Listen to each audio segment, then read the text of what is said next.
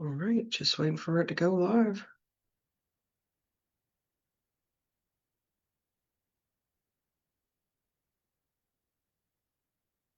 Okay, I think we are live. Usually I get a little indication. All right, looks like I'm live. So, hi guys. This week we're going to dig into something a little bit different. We're still on utilization rate.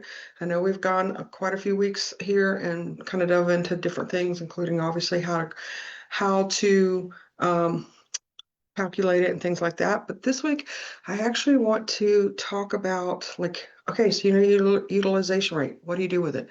How can you make it help? Or how can you improve it? Things like that, right?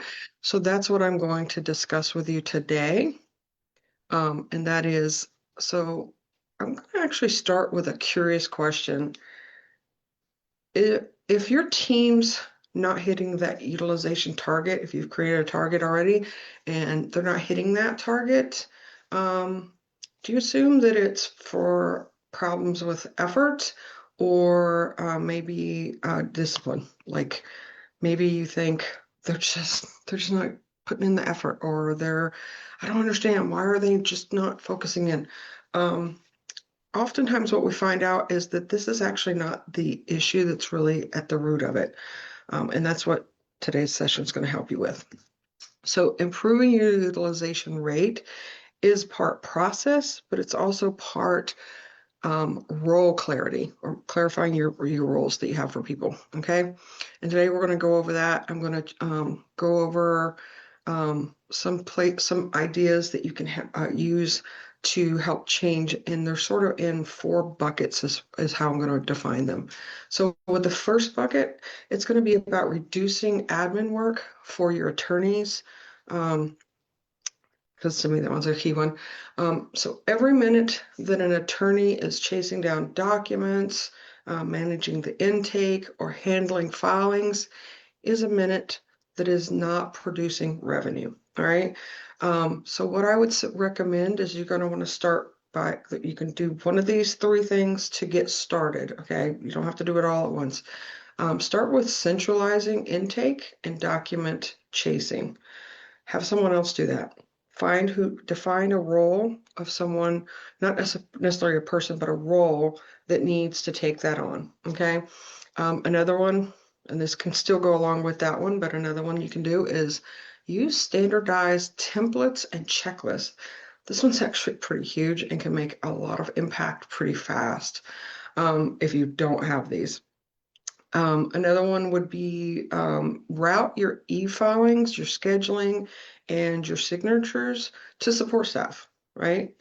Those are like little admins that sometimes we fall into as attorneys or owners, etc. We tend to fall into these, and then we kind of get bogged down with them, and they can eat up a lot of time really fast. So if it does not require, for you, for law firms, if it does not require a law license, it should not live with the attorney, meaning it shouldn't be what they're doing on a constant basis, okay? All right, so the next bucket that I'm going to talk about is, I'm going to call it time hygiene. Some people in the past have always called it time management. It's really the same thing. But so even the greatest teams can struggle to hit utilization if time tracking and calendars are messy. So here's some quick wins. 1, require daily time entry. This is actually very important. I think I mentioned it last week. I won't go diving into that. You can check out last week's video. But time entry on a daily basis is really important. Block focus times on your calendar.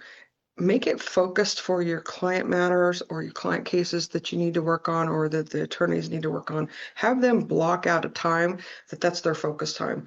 That way they're not getting distractions or getting squirreled somewhere else, so to speak, or emails. Don't even look at emails during this time. This is focus time, focused on what needs to be done, so that you're not constantly scrolling, because those are the biggest things that can eat up time.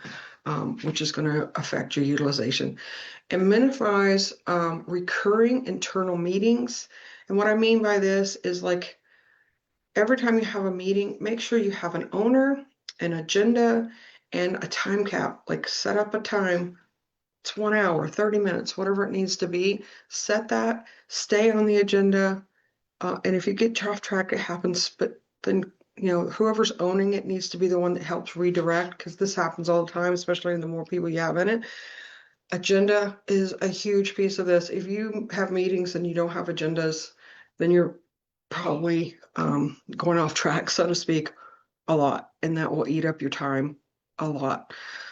So this is a big area that utilization often leaks just from these poor time habits. It's not because of lack of work. Okay. The third bucket is putting the right work on the right roles. So defining your roles is huge. This is where firms often see the fastest impact. So a couple of things there would be push repeatable tasks to paralegals or legal assistants, um, assign matter coordination to handle assign a matter coordinator to handle like non-legal workflows, things like that, so they can kind of keep track of that stuff for the attorney, so the attorney doesn't have to do that. Again, kind of coming down to it sort of ends up being a more of an admin that we don't realize that we get caught up in. And then, of course, the biggest one is clarify the roles, clarify the expectations of each role. This is huge. If expectations are loose or they're not even defined, this can be a big game changer for the people in roles. Yes, because if they're not, if they're very unclear, then that your utilization rate's definitely going to suffer. Okay, the last one's kind of a bucket, but it's really for those kind of leading, and that is that while I'm giving you utilization rate to watch, very important. But just like collections rate, when I told you that one, you have other things that you definitely want to be looking at. Pardon me, a little distraction myself. But you want to track some other things along with the utilization rate to really give you a big full picture. And three key ones to go along with that is going to be your realization rate. And what that is our kind of it asks the question, are you collecting what you bill? When I say that, I don't mean the collection rate. That is slightly different. It's a different metric, but utilization rate is another. Realization rate is another one that you want to kind of track and kind of look along with this one. Another one is effective rate. Are you discounting or writing off? It is eroding the value of your services because that can be big. So you always want to kind of keep an eye on that. And then of course the leveraging. Leveraging metric helps you see the ratio between your associates and paralegals against like partners. So obviously if your firm has a bunch of partners or even a couple partners, you'll want to see that, and that's going to help you see if the partners are all getting, it's kind of goes into the attorney and the utilization rate, like are they getting focused into other areas? It's just another way of kind of looking at it. All right, so that's the five, or excuse me, the four buckets. Sorry, I'm a little unprepared today, and I apologize for that. But for now comes the end. I want to give you a challenge. Normally this would be like a 7-day challenge, but we are going into the holiday week at 2 weeks.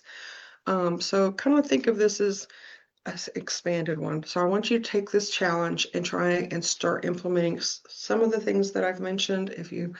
Especially if you're obviously saying you need it, I want you to pick one of the delegation ones and one of the time hygienes, and then implement that over the next week, 2 weeks. And then post which ones that you're choosing. Super interested to see what people are, what's kind of catching their attention, or they're like, oh yeah, that's something I definitely need to do. I love to hear that. And if you want, we can also try and help keep you accountable by having it in there and kind of reminding you that. And I'd love to hear your progress. I want to hear how it's changing and the impact it's making on your firm. That's always a huge thing for me. So We are going to drop a link in the comments below to the free mini guide, Where is My Money Going? This will help you learn the utilization rate and, of course, some other KPIs that you can track for your firm. Also, I'm going to change up a little here. I'd love to hear from you if you're enjoying these videos, but not just how I'm doing it. Do you like the content being as it is, or would you like to see it maybe a little bit more content, a little longer sessions?